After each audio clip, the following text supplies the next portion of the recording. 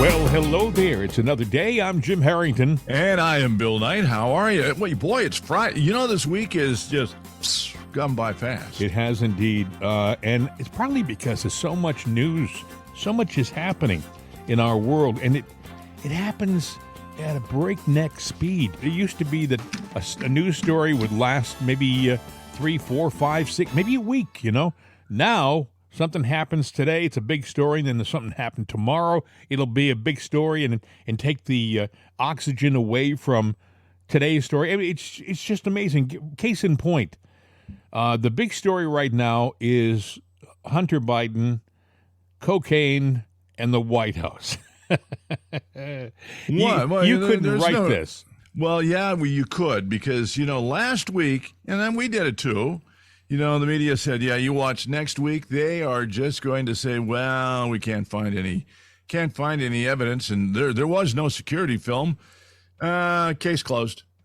Which I would have expected that from the FBI based upon what they've been doing for the last few years. But I had bigger expectations from the Secret Service. I just thought they were more above board. Yep. And apparently they are in a position to be influenced too. I mean, it must be that the higher ups can threaten the heads of these organizations, Well, I can't think of another reason. I have feelings on it. Yeah, I think they do too, but the simple fact is, we kind of gave them a pass on it last week anyway. They were probably going, how do we make this go away? And, we did, and all the media is going, it's going to go away next week. They're just going to brush it away. And they're going, see, there you go. They expected. Let's brush it away. And that's that. So, I think we should still talk about it and talk about it and talk about it until, they start lying. And then everyone that lies needs to be fired, because that's the one belief I have. We are so corrupt in D.C., whether it's the FBI or now I'm looking at the Secret Service too. If you don't have one cockroach that you find in a filthy house, if there's one, there's 100 behind it. So my thing is, you clean house in the FBI, and I know there's good people in there. I've had some friends in the FBI, but unfortunately, you don't know the good players from the bad players to the mediocre players. So get rid of them all and start from scratch.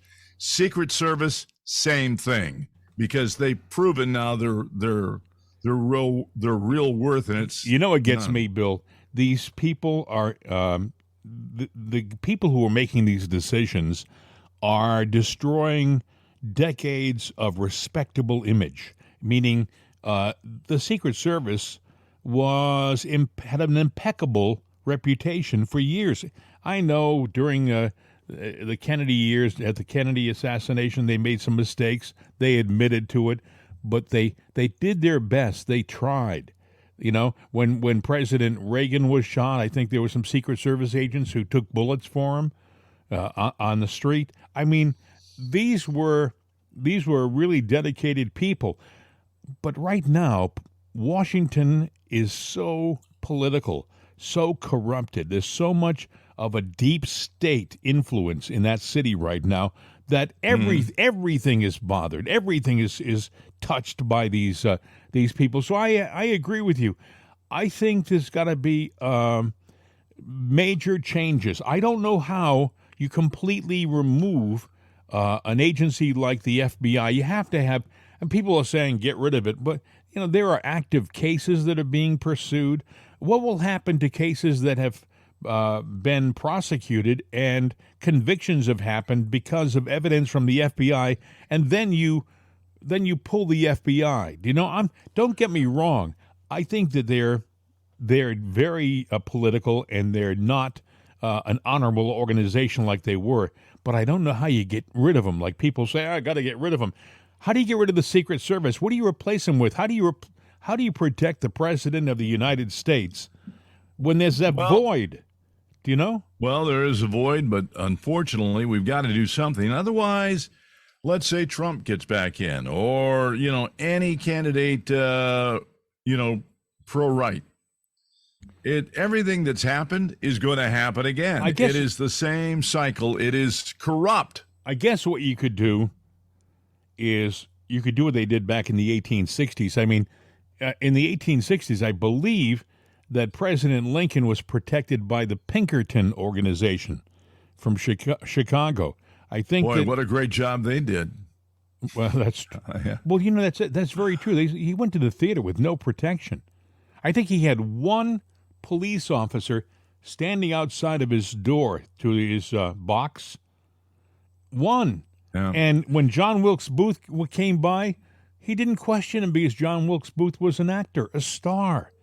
What would he do, Unbelievable. Well, you know what? Anybody, anywhere, anyhow, any agency can be influenced by the bad. Mm-hmm. So I don't know how you correct things, because as we grow bigger and bigger and more power hungry, it just gives way to more opportunity for corruption.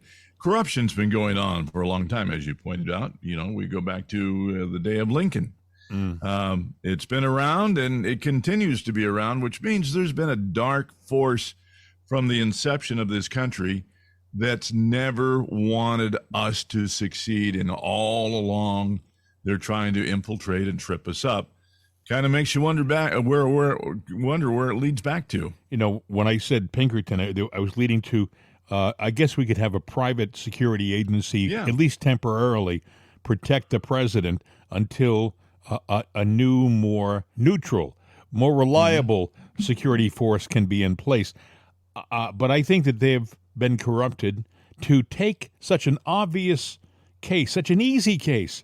I mean, if this were, by the way, a Trump White House and they found cocaine, they would have had all of the Trump children in jail, and they would be trying to blame it also on President Trump. I mean, it would be a slam dunk. I want to play for you Janine Pirro.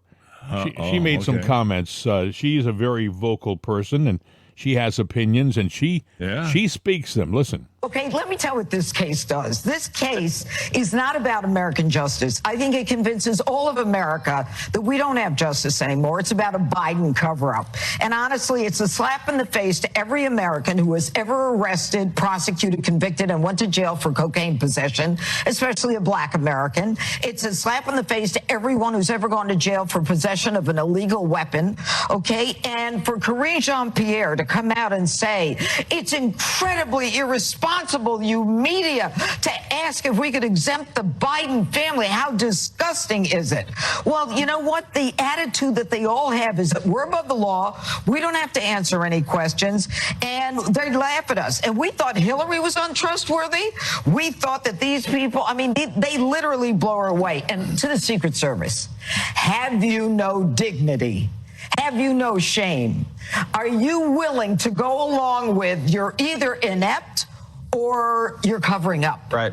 Because we already know that Karine Jean-Pierre said the Bidens were not there on Friday. We know the Bidens were there on Friday. So now we've tightened the circle of the possible time with which that cocaine was put there.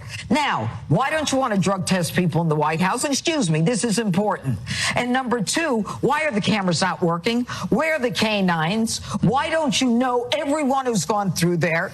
It's all hogwash. You vacated the building. It was so dangerous when you saw that, what you thought might be anthrax. And now you don't have anything to say about it. So it's either a cover-up, they're inept, and in addition to drug testing the staffers, I think they ought to stop lying to us and coming out and saying, we know Hunter was there. The reason this is so important is Hunter doesn't get the plea deal if they can pin this on him. You know, President Trump came out yesterday and he said two people can have that cocaine. Two people can be the owners of that cocaine, Hunter or Joe. And he says, it wouldn't surprise me if Joe was using it. He says Joe obviously is using something to try to keep him awake during press conferences. It could be, and that would explain the because, that crap gets in there and numbs up everything. Yep. Representative Tim Burkett had some thoughts, too. Hey everybody, Tim Burchett just left the most ridiculous meeting of all time with the Secret Service over the cocaine that was found in the White House. So it turns out they don't know who did it. the investigation's going to be over at the end of the week, and they're not going to find out who did it. And that's basically it. Another cover-up. You know, it's the most secure building in the entire world. You can't go in there. They have facial identification. You got to get your social security number. Nobody, even the press, nobody goes in there without them knowing. This is a bad look on the Secret Service and a horrible look on this White House. So more cover-ups continue. You know, I just don't know how the heads of the Secret Service can go along with this. It's beyond me. Well, you know, the other thing they might do, if there's enough pressure on them that, hey, you closed an investigation, it's a cover-up, and they do have facial recognition, there's probably some clown going through everything right now going, okay, who can we pin this on? Who can we pin this on? Him or her. That's the person. Now let's go and set them up and plant stuff in their premises and all of that. And then all of a sudden, they'll swarm down on them. There'll be a raid, and they'll say, well, we couldn't say anything because we didn't want to scare them off, but we've been on this trail forever. Either way, they're going to protect Hunter and Joe at all cost, because are they working for Hunter and Joe or somebody else? They're not working for the American people. Mm.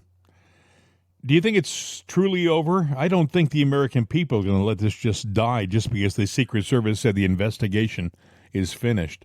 I don't think it's over, but I think that if we let it be over, then we are going to get what we deserve. Are they so out of touch that they really think the American people will just turn their backs and walk away from the story? Do they think we're that naive, that, malleable? Yeah, and if you've noticed, people that like to go out and defend their party and post, and challenge anything you say, then if they don't have a challenge, they start throwing mud, any kind of mud they can, and they don't want to accept responsibility for themselves, their party, or anything like that, but they want to throw out the accusations. Here we're covering up for Hunter. He's got an addiction. He's had an addiction. Rehab hasn't worked, and it's obvious it is his.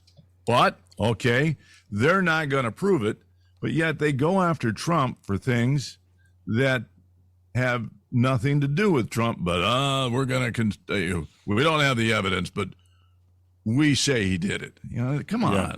Lauren Boebert came out with an interesting comment yesterday. I didn't realize this. She said that it didn't just happen once. They didn't just find drugs in the White House once. 3 times.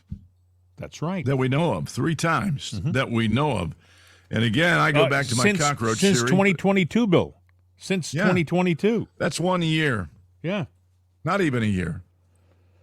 I don't know. If you or I did something similar, we would be in front of a judge somewhere. Now, someone said, look, the reason why they just want this to go away is because if they prove that it's Hunter's drugs, his plea deal that he put together is gone, and he can go to jail. Well, good. He should. Look, he's off on the gun charges, which means that he can own a gun, and he's a druggie. We know that. So a druggie that owns a gun, there's a good combination. And if he doesn't face the drug charges, well, then he's free and clear to do whatever he wants. And that's not right. Justice for he, but not for the. Yeah. Rules for thee, but not for me. That's right. Yeah. Something like that. Yeah. It's early. Saying. I don't know where this is going to go. I know where it should go. They're so easy to indict a former president of the United States for nonsense, for ridiculous things, that they'll do that at the drop of the hat, and the world is supposed to accept that. But when something which is obviously wrong, and you can probably find out who the culprit is in a matter of minutes because they've got cameras and security measures everywhere in the White House, they just say there's nothing to see here. Keep moving along. And that is nonsense. And what have we heard about the cameras? There were no cameras. They weren't working, or they were whatever, shut off. Okay, 3 different stories. You know the correct answer, and you can't give it. You failed the test. You're lying to me, just like Christopher Wray did from the FBI. I mean, there was a story about, gets clobbering the guy again, where I guess he lied over the whatever it was. I think we played the audio yesterday. Yeah. Did you hear what Sheila Jackson Lee said about George Soros? Oh, he's an American patriot. Well, listen. Let me ask you this. First of all, we have accusatory commentary of Soros DAs. Let us not put an individual that is not here, a contributing American, and jeopardize his life for always throwing his name out in the most ugliest of way. I am offended by that. Mr. Soros does not deserve that. He is an American and a patriot, and he also comes from a minority community, one might say, and you create a dangerous situation. That's unfortunate. Oh, gag me, Sheila Jackson Lee. Gag me with a spoon. I got to tell you, the fact of the matter is, when she says he comes from a minority, she's talking about the Jewish community. And I point to what Roseanne Barr said yesterday. Just because he's skin folk doesn't mean he's kinfolk. The fact of the matter is, if I heard an interview from George Soros, it was on CBS 60 Minutes, and he said, listen, I'm not a Jew. I mean, I was born a Jew, but I'm not a Jew. I'm an atheist. That's what he said. I heard the guy say it. I'm an atheist. So, I mean, don't defend him as a Jew and a minority. The guy has been investing millions and millions of dollars into these different organizations who have a goal to bring down our country. He's put DAs into different communities that have a disdain for the law. You say, well, how can he do that? Listen, if a DA who gets paid maybe $200,000 a year and he runs the county, justice department, the district attorney, if he normally runs for an election and he spends maybe $700,000 to campaign, and then a guy comes in backed by Soros and they invest $2 or $3 million, who do you think is going to win? All of a sudden, you're going to see TV ads for this Soros-backed candidate, and he's going to become a household name before the elections even start. That's right. That's how Soros wins. But for her to defend him, he's an American and a patriot. I'm sure that Sheila Jackson Lee has been backed comfortably by Mr. Soros and his organizations for a number of years. It wouldn't surprise me. She's something else. Dangerously close, though, because she's calling him a minority. Yeah. Yeah, okay, he's Hungarian Jew, okay? So he's a white guy. He's an old white guy. Oh, wait a second. I know what minority she's talking about. He is a multi-billionaire, and that is a minority. Think about it for a second. There aren't a lot of multi-billionaires in this world. I'm just saying. But they he's emptying his pockets towards her, so he's a patriot and a minority. So there you go. I mean, that's... Hey, if you want to smile, Bill, there's a new commercial out by a company called Ultra Right. What's it called? It's called, I'll tell you, maybe I got to get this right because I want you to try their beer at some point. Ultra Right Beer. Ultra Right Beer. And they put this like... Smokey and the Bandit. YouTube video out. It's a couple of minutes long. That's where a lot of companies do their advertising now on YouTube. They get a lot of people who find it, and then you spread the word. And it's actually more effective than TV commercials. How much do you want to bet, because it's on YouTube, that it doesn't get yanked? You mean it gets yanked? Yeah, that it gets yanked. I agree. I agree. At some point, they're going to realize, wait a second, we're promoting a conservative organization. Let's pull them for something, Yeah, because it's made the news. It's out there. Everybody's going to be going for it, and you're going to get that little black screen with the white writing on it that said this video has been pulled because it does not meet our community standards. And I know all too well about that little screen. It is a funny commercial, and the guy who plays Sheriff Buford T. Justice, who was the Jackie Gleason character in the movie, he does a phenomenal job. He looks like Jackie Gleason, and he has the mannerisms of Jackie Gleason. You got to see the video. You can find it, by the way, in Gateway Pundit. It's a funny spot, and it's called, again, Ultra woke beer. No, I'm sorry. I got it wrong. Smokey and the conservative dad. Yeah, ultra right beer. Yeah. And I think the guy that's president of the company plays Burt Reynolds. Yeah, it's actually the full name of the beer is Conservative Dad's Ultra Right Beer. Conservative Dad's Ultra Right Beer. You know, if Budweiser had been smart, when they've got millions and millions of gallons of Bud Light that's sitting in tanks in their breweries going nowhere, I would have said, wait a second. We're going to do a whole new line of beer called American Right or something like that, or Mega Brew or something like that, or MAGA Brew. I would have done something, and I would have issued a whole new beer. I wouldn't have made a big issue that it was coming from Budweiser, and I would have gotten rid of the beer that way. Do you know? See, but I think Budweiser's under the microscope, and people are looking for them to do something like that. The fact that you got, what is it? Did I say it was Costco yesterday? One of the stores, they've got the little red dot of death where that says that when it's on the price tag, better buy this beer now because once it's gone, it's gone. We are never going to restock it again. Wow. And that means that, the public doesn't want it, and they know it. They've done their research, so why carry the brand? The public actually wants to see Budweiser, for the most part, gone. I did a parody, just making fun of, Dylan Mulvaney and everything on it, and I didn't say. Yes, you did. I've seen it too, and it's funny. And I'll just leave it at that. And where can they find the Bill Knight parody? Oh, that's you just look up Bill Knight. You look it up on Twitter. It's on Twitter. That's where it is. No, I think you hit the search properly. Should be Bill Knight 22. I'll just leave it at that. All right, Bill Knight 22. Thanks a lot, buddy. Thanks a lot. Anyway, I don't understand why Budweiser has allowed it to go this far. I think they should fire their advertising agency because they didn't respond properly. First of all, they never should have allowed that can, even if it was just one can. They're saying that can that was with Dylan Mulvaney. They said there was only one can. They should never have been any cans with a political reference on it. I mean, some people will say, well, the American flag is no. That's different. You're talking to everybody with an American flag because Democrats, Republicans, libertarians, they're all Americans. So the flag works for everybody.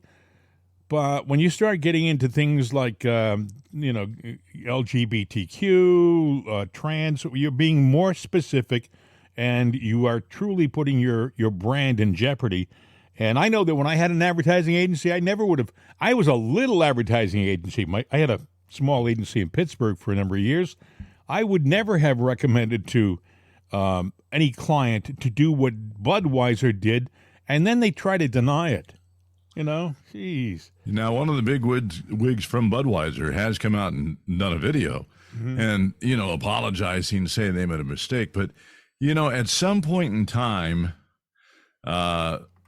people won't forgive. You've gone over a line, and it doesn't matter that you made a mistake. You didn't see it coming. People won't forgive you. We said, Bill, when this happened, right off the bat, you and I on this program said they got to come out immediately and put this fire out, and they've got to make statements that they made a mistake. But they waited too long. They waited months before this video comes out. Yeah, and you know what? They probably tried to listen to logic. Oh, well, this is what you have to do. Well, give it a little time. Yeah. And what I've discovered about things like that, going by, what the norm is or what the pros tell you to do, screw that. Be yourself.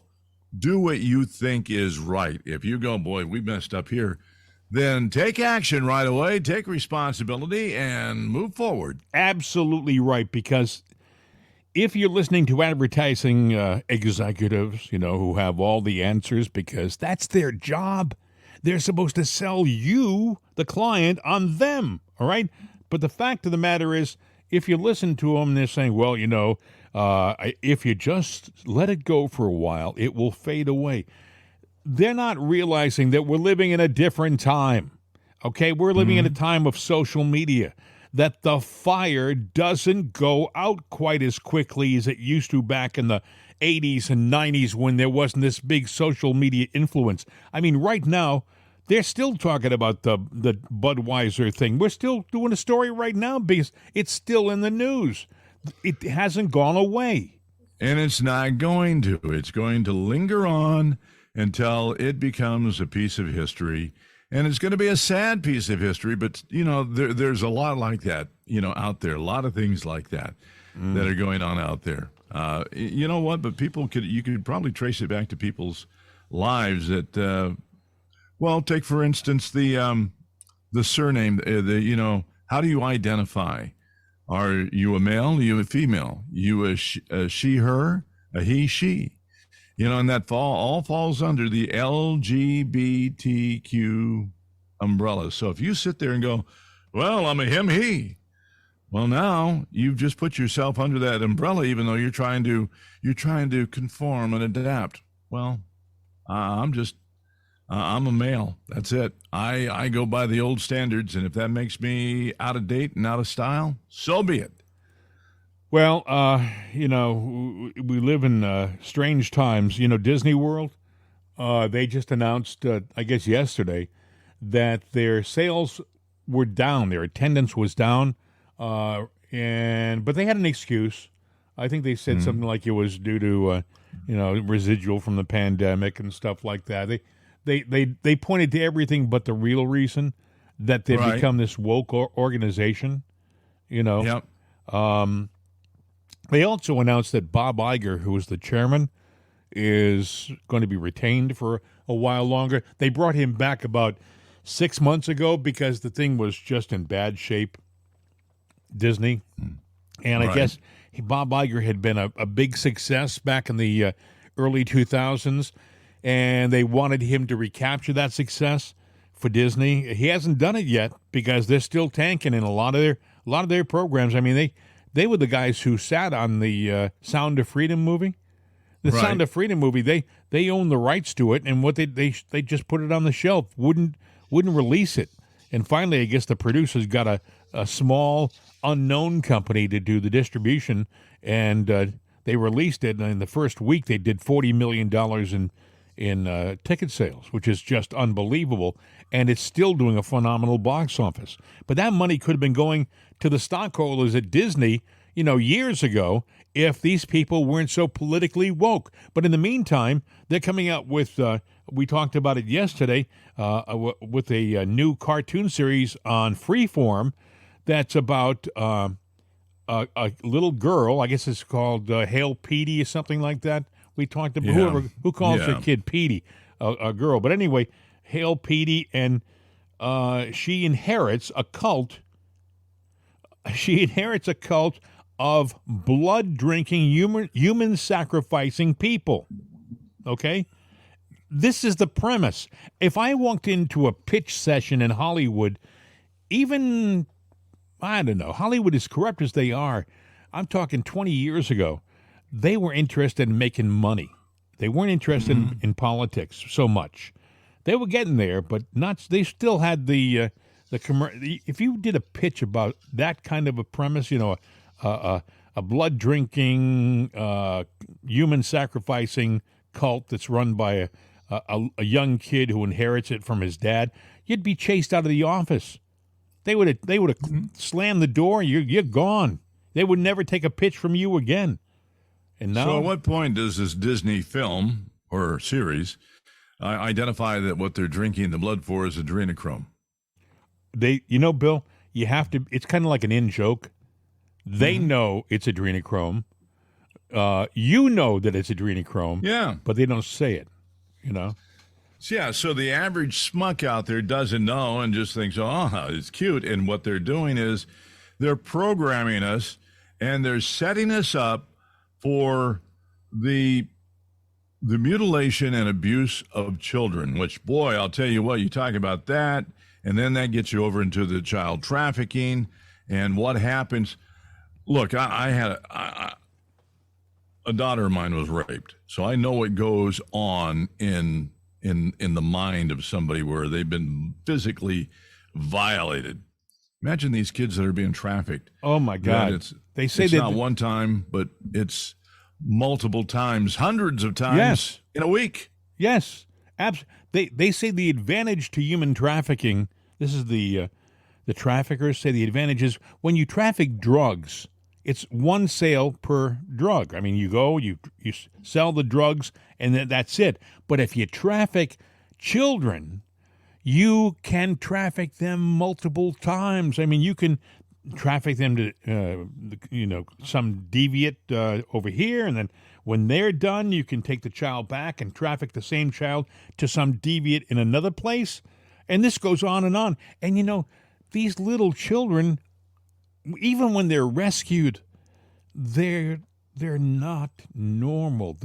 They've been so damaged, like Bill said, that it's going to take years, if ever, to fully cleanse them of. I don't mean cleanse them; they've done nothing wrong. But I mean to get rid of this evil that has been attacking them throughout their youth. They're never more vulnerable than when they're small. When they're small people, when they're little people, that's when their minds are like sponges. They take everything in. That's when we learn languages when we're children so quickly because we're like a sponge. We learn our environment. We know what the gestures of mom and dad are when we're children because we watch them and get it. We are so easy to learn at that point.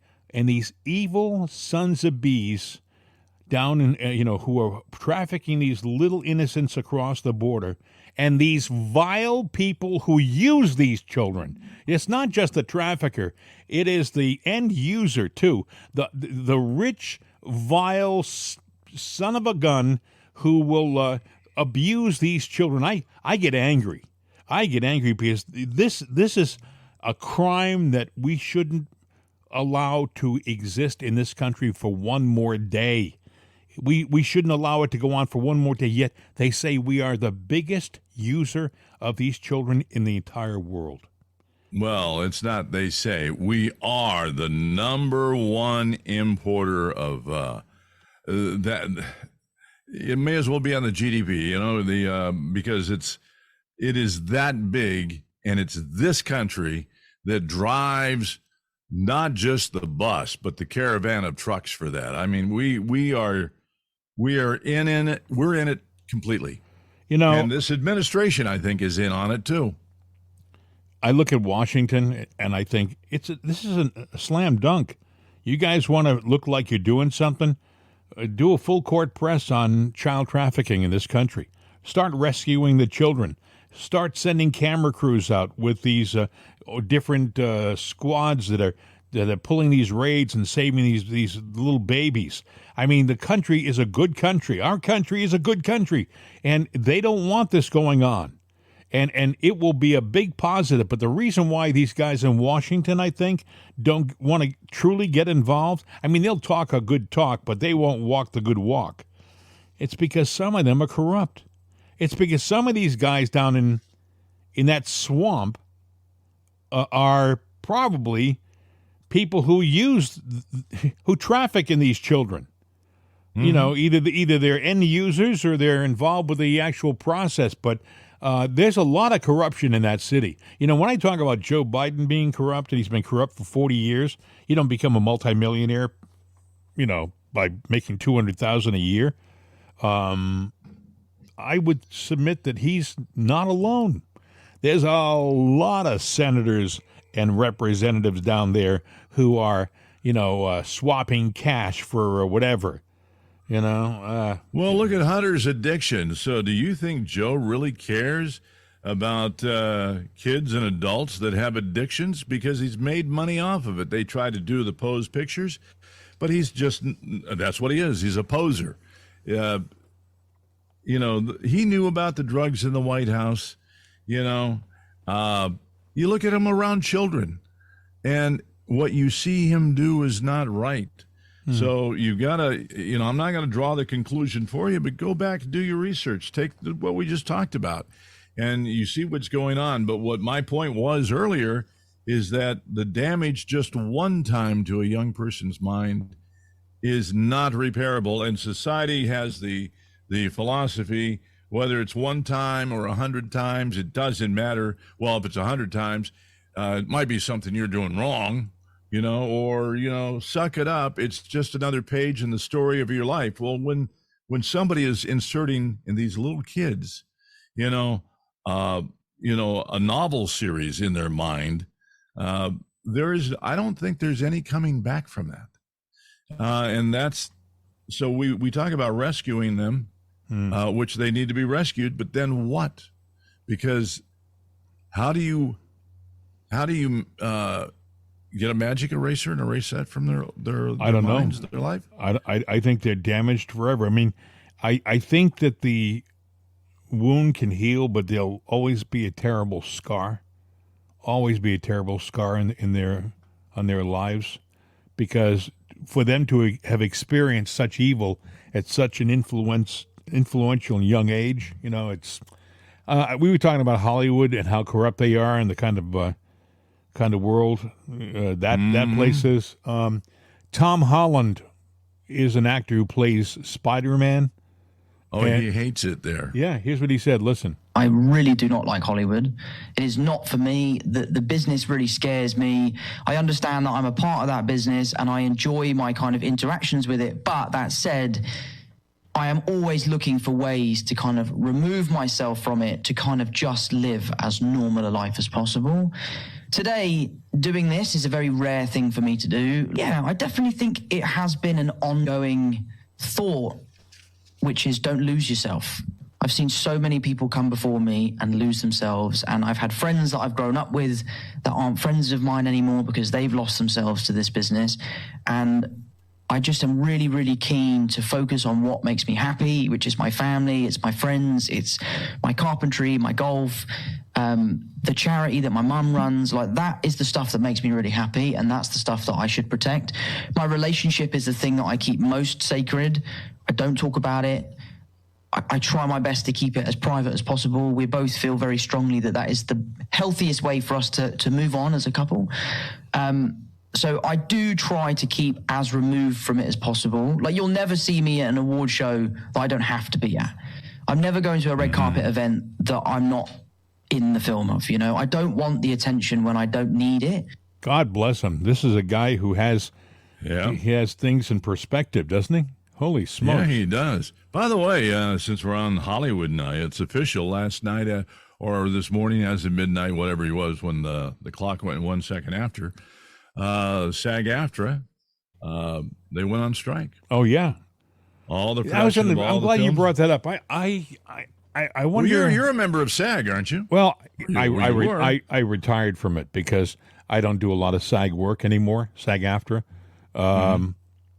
But I was for decades, and I wonder.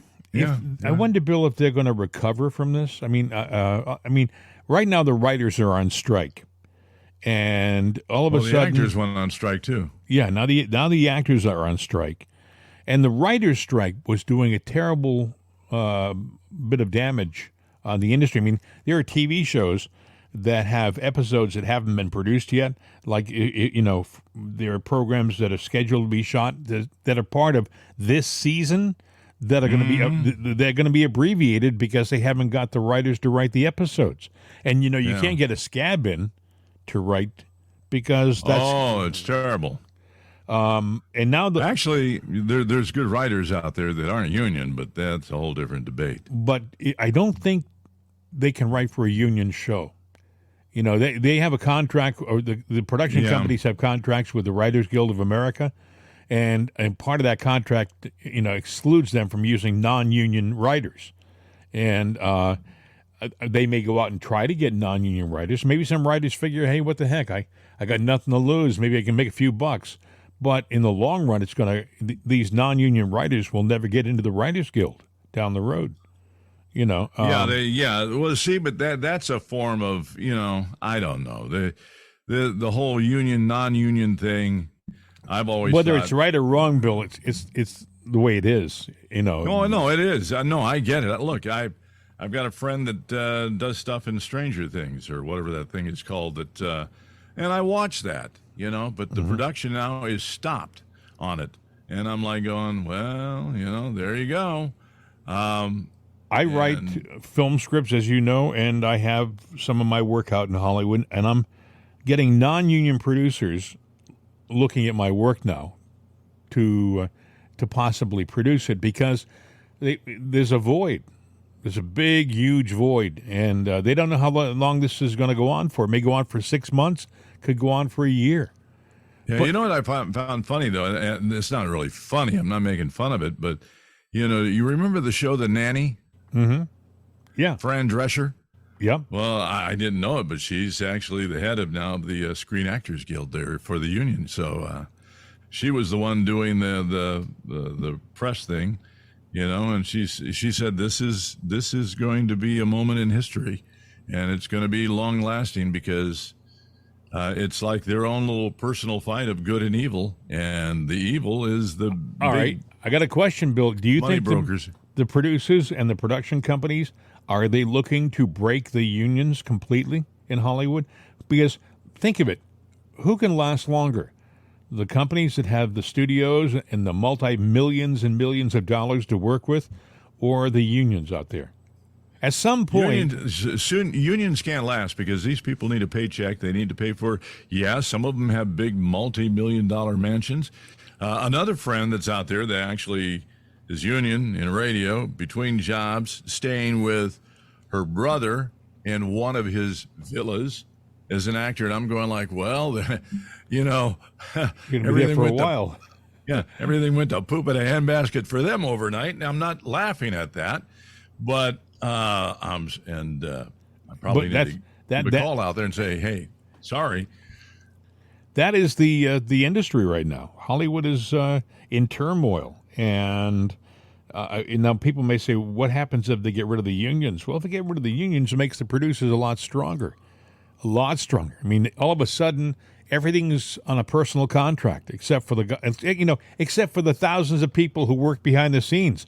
I mean, the major stars, nothing's going to change much for them, because they have agents and they have personal, services agreements. But well, yeah, their contracts go above and beyond union scale, and I think that's where people don't get it. Is the stars make a lot of money. No, the union scale guarantees you that you're going to make like 300 and something bucks a day. It's probably more than that. Last time I checked into it, that's what it was, and you'd get residuals. Like when I did some agency stuff, but I had residuals. Without having to be forget the stars of the shows and the movies. Forget that, because they're going to get paid no matter what. Okay, the grunts. It's the guys in the background. It's the secondary actors who, come on for 2 seconds and say, "Sir, can I have your keys? I'll move your car," and that's his line for the whole show. And he gets a nice buck because of the union deal for doing that. It's over 5 lines, words per. I mean, there's a whole setup, a structure as to how these people are paid, and it makes it so that they can make a living doing stuff like this. The actors do okay.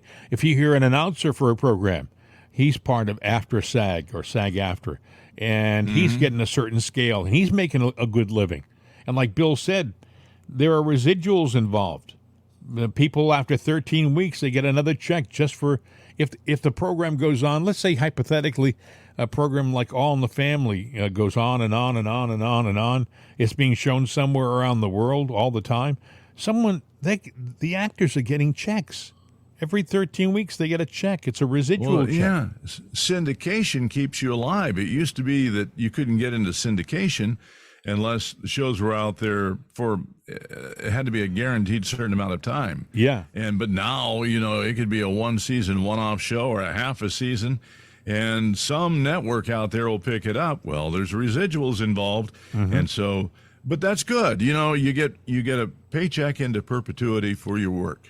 They start hiring the biggest. They start hiring actors who are non-union, and they may pay them a decent buck to do the show one time, and that'll be it. Unless they have it in their contract, they get residuals. That'll be it. They'll be done. They will go their merry way, and the producers will make more money. Because they won't have to pay residuals. It won't be as good as it has been with the unions. Now, the unions can really be difficult too. There's a lot of drawbacks to them, but I mean, I don't like the fact that unions are so political. You know, they really and truly force their members to think a certain way. They want you to, and that way, by the way, mostly is to the left. They happen. Now that should tell you something right there. It's big money squashing the little man that's in the union, but they tell you that they're for you guys, and they're playing you on both sides of the fence. Well, all I can tell you, friends, is get used to watching reruns for a while, because Hollywood is grinding to a stop, and they're not going to be doing any new programs for the time being. I see case in point, Magnum PI, because of the Writers Guild strike. You know, they went from CBS over to NBC, and they had a pretty good year. They had good viewership and stuff. And then the writers went on strike, and they stopped production of the show. And now NBC says we can't afford to keep paying the actors, so we're going to just cancel the show. So Magnum PI is done because of the strike, really. Yeah. But this has happened before. It'll happen again. But, you know, no matter what you do, there's always going to be a squeeze play on the money, because there's a bigger shark in the pool. And when he sees that you're getting your, you know, pretty good piece of chum there, he wants it. Speaking of big sharks, Joe Biden has he's nice segue. Yeah, thank you very much. I appreciate that, Bill.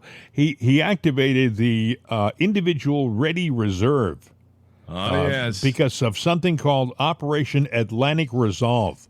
I never heard of Operation Atlantic Resolve, but it's old, but it doesn't. There's no imminent emergency that I know about there. No. But they're just activated just in case. What happens is a lot of these soldiers, mostly young officers, they do their 4 years and they get their discharge and they go home. Now, by activating the individual ready reserve, it literally says to those discharged officers that you're not really totally discharged yet. You're on hold, because we may pull you back at a moment's notice for the next 4 years at least. That's the commitment. So they've had this before. I can remember my dad, after World War II, my dad had been a forward observer, and then after the war ended, they realized, oh, wait a second, John Harrington is also an attorney? Oh, we didn't know that. Well, then we'll put him in the JAG office, Judge Advocate General. And he went off after the war and spent a couple of years in Nuremberg prosecuting war crimes. And after that was done, he went home. It was like 1947. I don't mean to give you a family history, but 1947, he was discharged. He was discharged, but he wasn't.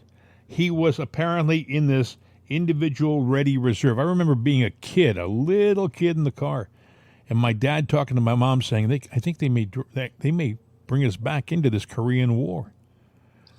Yeah, and it was, you know what? It was this individual ready reserve. Only Joe would remember the individual ready reserve. But the fact that we're doing this, are we anticipating going to the Ukraine for war? Are we anticipating, a populist rebellion here? Because there's a lot of talk about people that are fed up, and the only way they're going to do it is the revolt in our own country. And if you wonder what that would be like, I would challenge you to go look up Jericho, a film that was out a series that was out, I think, 3 seasons. But it was about the internal strife in the U.S. and where it divided into 3 factions. And I thought it was pretty good. And that was way before we ever even started doing this podcast. And it goes way before the Trump administration and the Biden administration. So, do you see these people, Bill, in Washington wanting this turmoil in our country? Do you think that there's an element of the deep state that wants us to do civil war? You got the ready reserve. So you got that. So they're calling up again. So they're building up for something.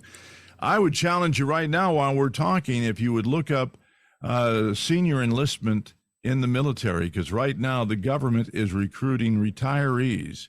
You can be 65 plus. Mm-hmm. You can get a bonus, a sign-on bonus, a pretty huge bonus. What the hell are you? Well, their enlistment is way down. Their regular enlistment is way down. Guys don't want to go in the military. Right.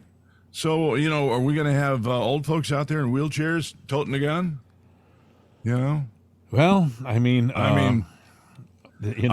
guess for somebody, because they really don't take care of their retirees and senior citizens in this country, so I could see where somebody, a widower going, what the hell? Why not? I could see them bringing back like generals who were in their 60s and early 70s, because they would bring back a wealth of military experience, and they would be plotting and working behind the scenes. They wouldn't have to be doing the long marches and things like that. But I can't see them bringing back, 50-year-olds to put a pack on their back and march.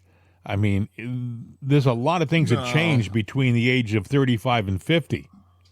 Yeah, now what they could do is they could not do them for overseas deployment, but maybe administrative work here in the United States, should there be, God forbid, some kind of turmoil, whether it's, from problems with the cartel that's here, the people coming across the border, insurgents of a foreign nation that's buying up land around our military bases, or just the simple fact that the people of this country finally Jericho it and say, the hell with it.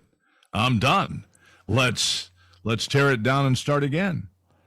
Boy, we are in dire straits, and it's because of the guy in Washington who is going around sniffing children. Did you see what he did in Europe yesterday? I think it was Sweden or someplace. He was Finland, I guess. He walked up to a mother holding a little baby, a little child, and he leaned over and kissed it and then kind of like nibbled on it. I swear to God, I thought, what the hell is the president of the United States doing to that child? Literally, you got to see it, Bill. It's on online. You can see the video. He's nibbling at the little child, and the child is like, "Ma, get me away from this creep." Yeah, he is a creeper too. That's that. I don't know. The situation we have right now is like I've never seen before. We are on the verge of something, Bill. Yeah, there's something happening, and it's big too.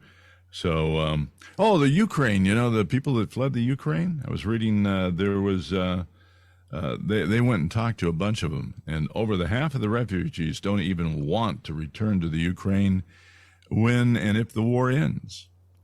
That doesn't surprise me. That doesn't surprise me. It's got to be all torn up right now. I would imagine it's rubble and landmines everywhere, and just not a terribly safe place to be. It's not the place they probably left. I don't blame them. They go from the Ukraine maybe into Poland or someplace like that, and you see much of the same kind of land, except the difference is Poland's safe. So would you want to go back? I wouldn't want to go back. No, I wouldn't either. I think the funniest news line in the week has come from, what is it, the UK Defense Secretary. Apparently, Zelensky gave him a weapons list of things that Zelensky wants to help fight the war against Russia. And the UK, Defense Secretary said, "We're not Amazon." I like it. Hey, John Kerry was testifying in front of Congress yesterday. Oh, yeah. He didn't want to give up things. Well, he started talking about his private jet. Listen. Persistent lies that I hear, which is this private jet.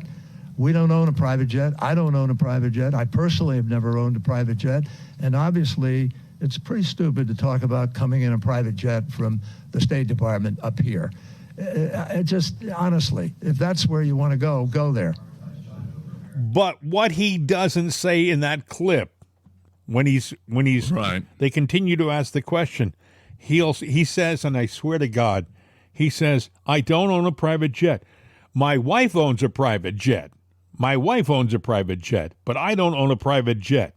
I'm thinking, what a moron. Do you honestly think that they will delineate? I mean, if my wife owned a private jet, it might as well be mine because I'd have access to it just like as if it were mine.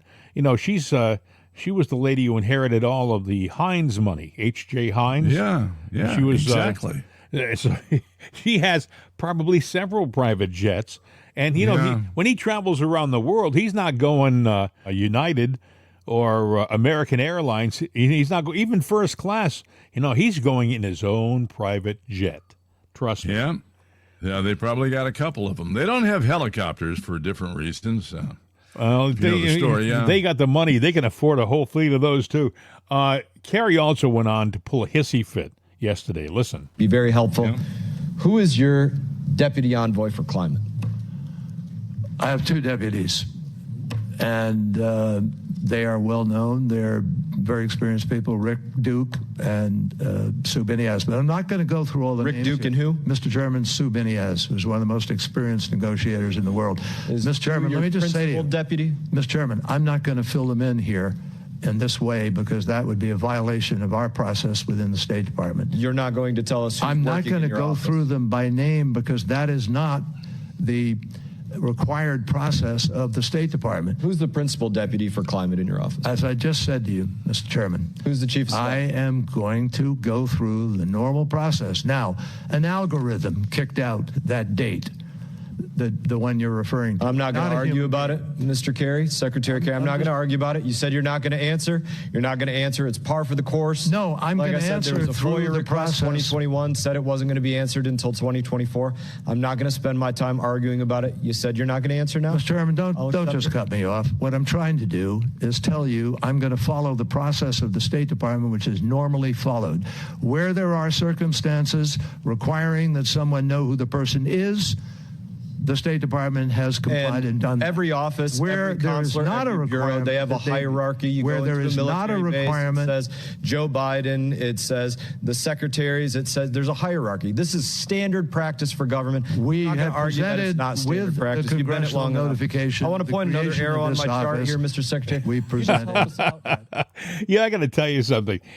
This is the process that I think they must have sat around a table at the Biden White House and said, okay, when you're grilled by Congress, what you do is you just refuse to answer and say it's because it's the policy of your different department. And that's it. I mean, Christopher Wray did it. We can't answer that because it's not the policy of the FBI. You hear John Kerry, well, I can't answer that because it's not the policy of the State Department. Wait a second, pal. You're speaking in front of Congress at a hearing, and it's their policy to get answers from you, But but they get a great soundbite that the news can twist and turn around. So it was done that way. I mean, during the Reagan years, the policy was, I don't recall. That's true. That's true. It's always been a shuffle off to Buffalo, But, when Trump is being grilled or one of his people are being grilled by the Democrats, the media is all over it like a fly on manure, and it's just a big deal. He wouldn't answer, Right. They don't have to have any proof whatsoever. It can be all hearsay, but it's factual when they ask about it. Speaking of news, though, apparently network news, the major networks, ABC, NBC, and CBS, that's the rankings in that order, and they're below, if you can believe it, cable news. Cable news is done, and Fox is the big go-to, even though they're not what they used to be, followed by CNN and MSNBC. We've got a news problem in this country. I find that people watching CNN still, I can't believe that they could be so easily duped. Because they are. Duped. Yeah. Anyway. Badly so. We've done it, my friend. Another show in the can, man. Another week down the drain. It didn't sound right. No, it didn't. Just pull the cork on the tub and let this one drain out, and that's it. But we have an update program tomorrow. as we always do on a Saturday. And there could be some weird stuff going on today. You know, we go into the weekend, that's when things happen, but you never know. They may save it for Sunday, and then Monday we'll be going, oh, man, can you believe it? Something is about to happen. If it doesn't happen this weekend, maybe next week or the 2 weeks, but there's a lot of distractions out there, too. Should we end with Joe Biden singing his song? Little song, a little dance, and here comes Joe.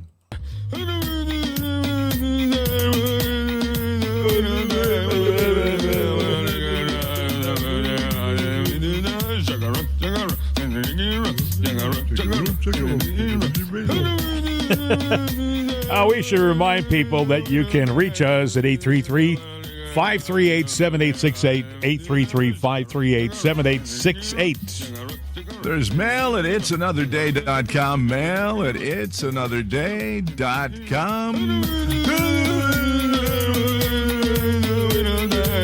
And as my partner says, every single day. Every single day. I don't know why it's in my head. Hasta la vista, baby. I'm out of here.